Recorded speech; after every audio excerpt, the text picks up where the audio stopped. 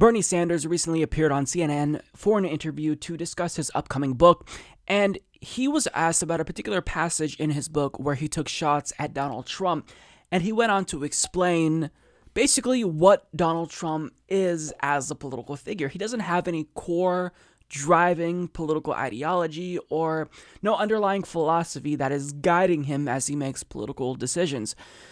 Simply put, he's a fraud. Whatever way the wind blows is the way that Donald Trump will be headed in. So Bernie Sanders explained why he took shots at Donald Trump in this book, and the way he analyzed Donald Trump was not only meaningful and impactful, but it was just spot on.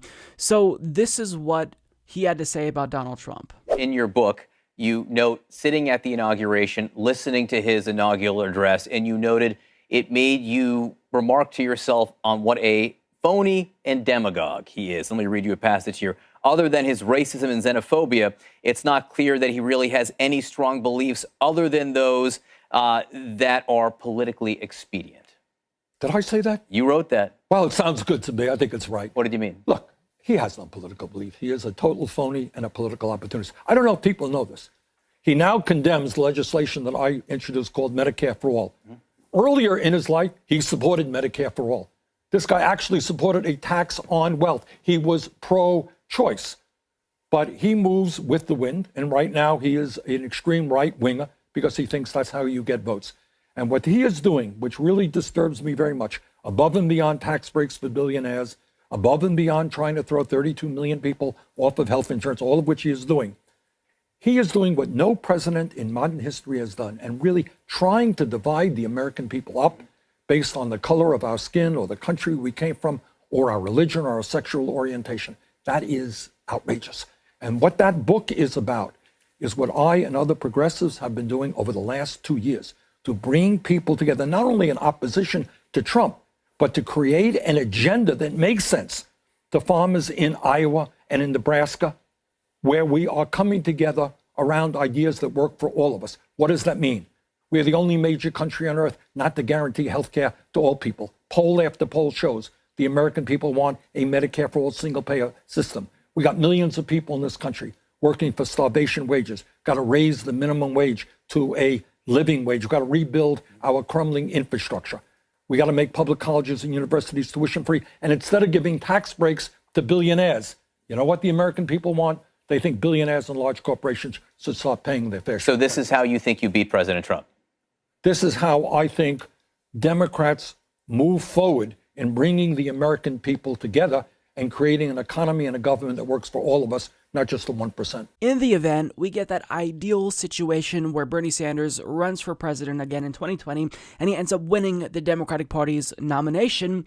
I think that this is what we can expect to see from Bernie Sanders in debates against Donald Trump. And the reason why that's important is because I think that this is effective. Because nobody likes a politician who keeps flip-flopping on the issues. That's what George W. Bush hit John Kerry with in 2004.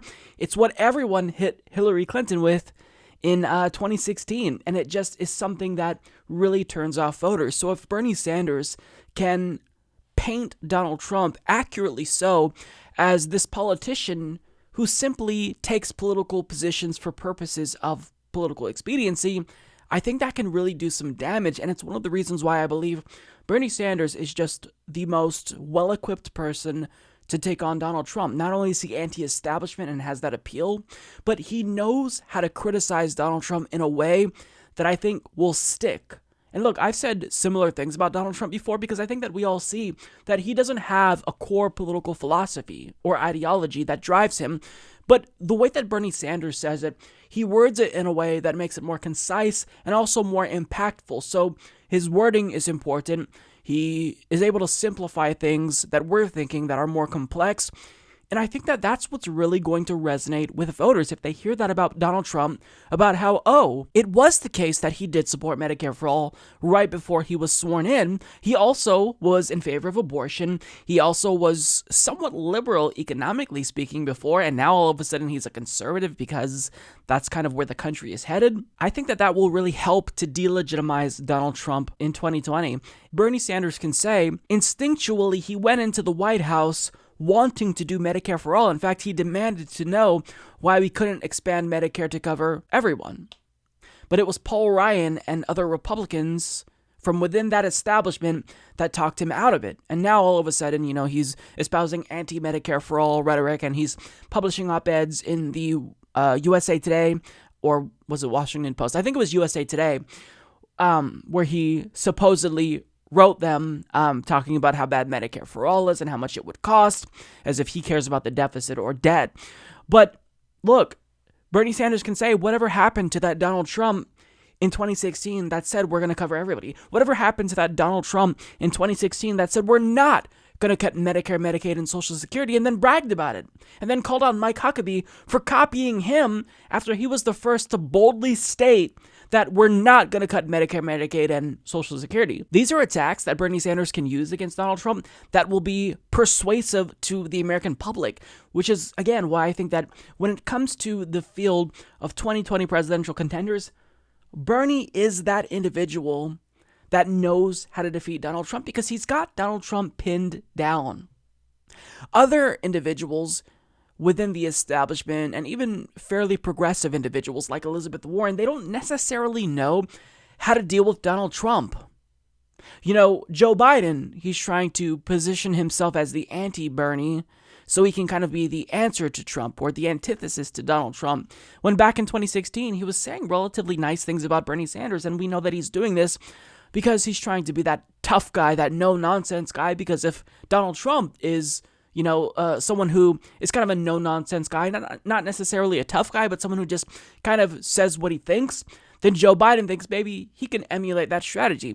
With Elizabeth Warren, she doesn't know how to handle Trump because we all saw what happened with the DNA thing, right? She thought that she can shut Donald Trump and her critics up by releasing the results of her DNA test, and that backfired monumentally against her. So there's really nobody that knows how to deal with Donald Trump because nobody has took the time to analyze Donald Trump and pin him down except Bernie Sanders.